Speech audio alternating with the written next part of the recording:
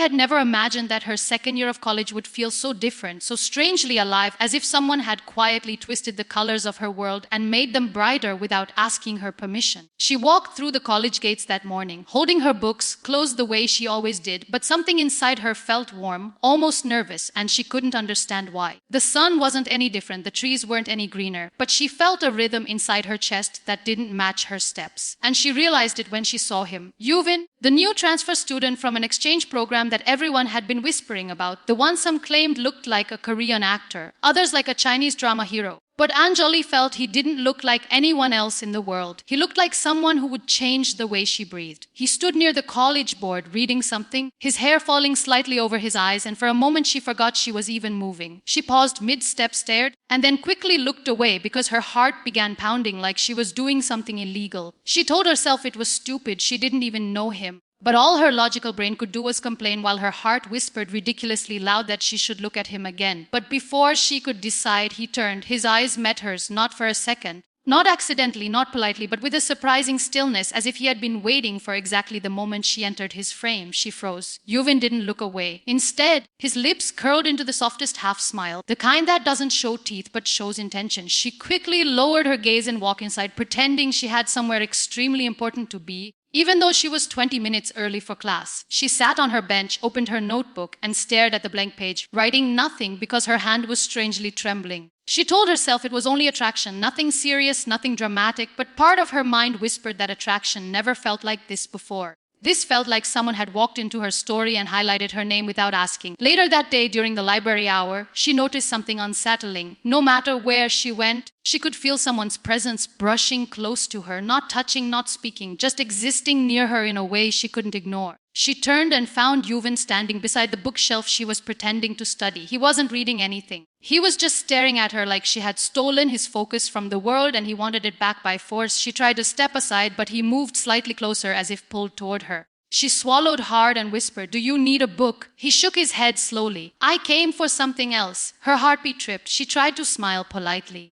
"Ah, okay. You dropped this." His voice was calm, but his eyes were locked onto hers with a strange intensity rarely seen on someone she just met. He held out a pen, her pen, which she didn't even remember dropping. When she reached forward to take it, their fingers brushed, and the contact felt like someone had connected a wire from her pulse to his. She pulled back quickly, murmured a thank you, and tried to step away, but he stepped slightly to the side, blocking the direction she was trying to escape to. "You're Anjali," he said softly, like he wasn't asking. She bowed. "Do you know?" "You look like an Anjali," he said with a tiny shrug. Soft name, soft presence. She had no idea how to respond to that. She felt heat rise to her cheeks, and she hated that she couldn't hide it. "Okay, I need to go." But he tilted his head, studying her as if that one sentence wasn't enough for him to let her go.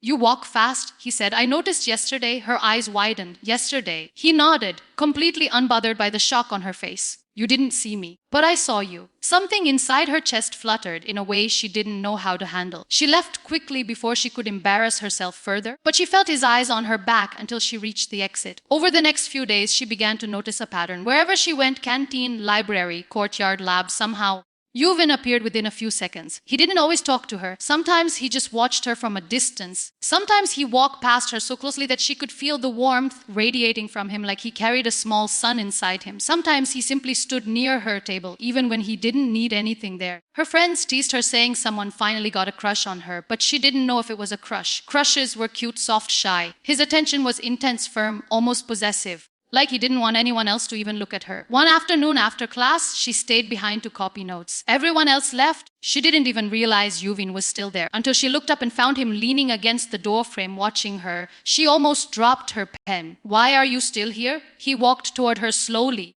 His footsteps quiet, but his presence loud. "I was waiting." "For what?" she asked nervously. "You," he said simply. Her breath hitched. "Why? You didn't look at me once today," he said, his voice unusually low. "Not even accidentally." Oh, she stared at him, stunned. "Why do you want me to look at you?" He took another step, then another, until he stood close enough that she could feel his breath faintly brush her forehead. "Because," he whispered, "I notice everything you do, and I don't like being ignored." Her hands trembled. Not out of fear, but out of something she didn't want to name yet. "I wasn't ignoring you." "You were," he murmured, leaning a little closer. "But that's okay." I'll make sure it doesn't happen again. Her heartbeat was going crazy. She stood up quickly, her chair sliding back. I need to go, but he moved closer again, slowing her escape without touching her. You always run, he said softly. Why? Because she swallowed hard. You're too close. And you don't like that, he asked, tilting his face slightly so his eyes captured hers perfectly. I didn't say that, she whispered. A tiny smile tugged at his lips. Good. The next day, everything changed. When she entered the campus, Yuvin was already there. But today he wasn't just watching her. He walked straight to her, stood in front of her and said, walk with me. It wasn't a request. She matched his pace unwillingly, her steps smaller than his, and he noticed it immediately. Without thinking twice, he reached out, lightly touching her elbow to guide her closer, so she didn't have to hurry. The touch was soft, but the effect was sharp. She felt electricity crawl up her arm. You're trembling, he said quietly. I'm not. She lied instantly. You are. His voice had a strange depth. She hesitated, then shook her head. Just confused, his lips curved. Good, that means you're feeling something. She opened her mouth to deny it, but he suddenly stepped in front of her, blocking her path. His eyes darkened slightly, holding something warm but stubborn. Why do you avoid looking at me? He asked. I don't. You do. Her throat went dry. Because you stare too much. That's not a reason, he murmured. It is for me. Lean closer. Then stop feeling shy and look at me. She breathed in sharply as he moved even closer, close enough that she could see the tiny flecks of light in his brown eyes. She forced herself to meet his gaze, but her heart thudded painfully in her chest. He stared back intensely, and then, without warning, his expression softened in a way that melted every defense she had left. You're beautiful, he whispered. Her breath caught. You don't even try, he added, and that's what drives me crazy. She turned her face away instantly, but he moved with her, not letting her break the eye contact. Anjali, he said, his voice dropping into a tone she had never heard before. Don't pull away from me. I'm not pulling away, she whispered weakly. You are. He paused. Do you want me to stop liking you? She froze, stunned. You like me. He let out a slow breath. I tried not to, but every time I see you, something in me refuses to look at anything else. Her knees felt weak. And when you ignore me, he added, I feel something I shouldn't, something possessive. She swallowed hard.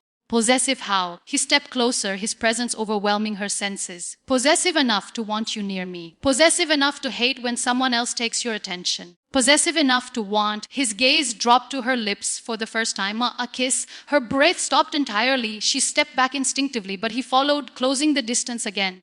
You're scared, he said softly, but not of me. You're scared of how you feel. I don't feel. He pressed a finger gently against her lips, silencing her. Don't lie. Not to me. Her pulse raced so fast she felt dizzy. He lowered his hand slowly but didn't step back. Instead, he leaned closer until his forehead nearly touched hers. Tell me to step away, he whispered. I will. She blinked, stunned. Tell me you don't want me close, he murmured. Tell me you don't want what I want. She opened her mouth, but no sound came out. His voice dropped even softer. Exactly. His breath touched her skin, and she felt her heart surrendering in ways she couldn't control. She had never been held by a gaze so intensely, so boldly, as if he were memorizing every angle of her soul. He whispered, I won't kiss you until you want it. Her chest tightened. But when you want it, his lips hovered dangerously close, but didn't touch. I won't let you run away. She felt a tremble run through her entire body. For the next week, he didn't kiss her. He didn't even touch her, but he stayed close. Always close, sitting near her, walking with her, watching her with emotions she didn't know how to name. And with every passing day, the distance between them felt less like space and more like tension waiting to break. One evening, while leaving college, she stumbled slightly on the stairs. Before she could hit the ground, he grabbed her wrist, pulled her to him, and she ended up colliding against his chest. His hand held her waist automatically, steadying her, and the